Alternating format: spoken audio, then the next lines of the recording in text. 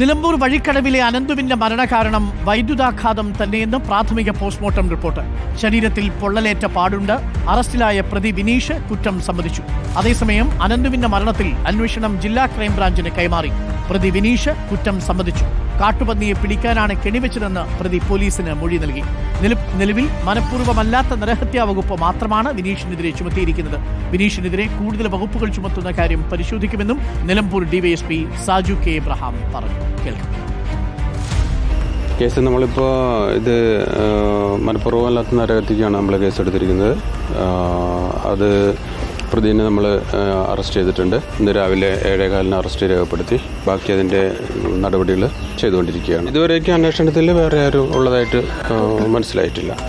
കൂടുതൽ അന്വേഷിച്ചുകൊണ്ടിരിക്കുന്നുള്ളൂ. കൂടുതൽ അന്വേഷണം നടത്തുന്നത് പോലീസ് സർവൈലൻസ് ചെയ്തിരിക്കുകയായിരുന്നു. അപ്പോൾ പോലീസിനെ കണ്ടപ്പോൾ ഓടി രക്ഷപ്പെടാൻ നോക്കി. അവിടുന്ന് നമ്മൾ പിടിക്കുകയാണ് ചെയ്തത്.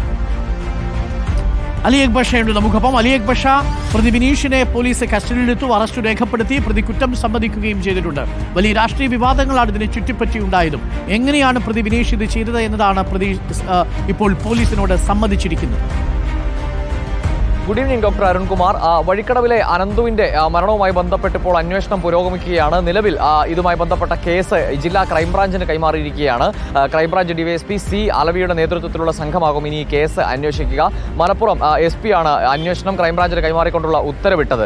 ഇതിൽ വലിയ രീതിയിലുള്ള രാഷ്ട്രീയ വിവാദങ്ങളൊക്കെ ഈ ചർച്ചയായിക്കൊണ്ടിരിക്കുന്ന ഒരു ഘട്ടത്തിൽ, വലിയ തുറന്ന പ്രതിഷേധങ്ങളൊക്കെ ചർച്ചയാകുന്ന ഒരു ഘട്ടത്തിൽ കൂടിയാണ് ഈ കേസ് ക്രൈംബ്രാഞ്ചിന് കൈമാറുന്ന സാഹചര്യം ഉണ്ടായത്. ഈ സംഭവത്തിൽ ഒറ്റ പ്രതി മാത്രമാണുള്ളത്. ഈ കേസുമായി പിടിയിലായിരിക്കുന്ന വിനീഷ് മാത്രമാണ് ഈ കേസിലെ പ്രതി. ആദ്യഘട്ടത്തിൽ വിനീഷിന്റെ സുഹൃത്തു കൂടി പോലീസിന്റെ കസ്റ്റഡിയിലായിരുന്നു. പിന്നീട് ഇയാളെ വിശദമായ ചോദ്യം ചെയ്യലിൽ പ്രതി ചേർക്കേണ്ടതില്ല എന്ന തീരുമാനത്തിൽ വിട്ടയക്കുകയായിരുന്നു. ഈ വിനീഷ് കുറ്റം സമ്മതിച്ചിട്ടുണ്ട് എന്നുള്ളതാണ് ഏറ്റവും പ്രധാനപ്പെട്ട കാര്യം. പന്നിയെ പിടികൂടാൻ വെച്ച കെണിയായിരുന്നു ഇത്. താൻ വെച്ച കെണിയാണിത്. ഇത് വിൽപ്പനയ്ക്കായിരുന്നു ഇത്തരത്തിൽ ഈ കെണി വെച്ചത് എന്ന കാര്യമെല്ലാം വിനീഷ് പോലീസിനോട് സമ്മതിച്ചിട്ടുണ്ട് എന്നുള്ളതാണ്.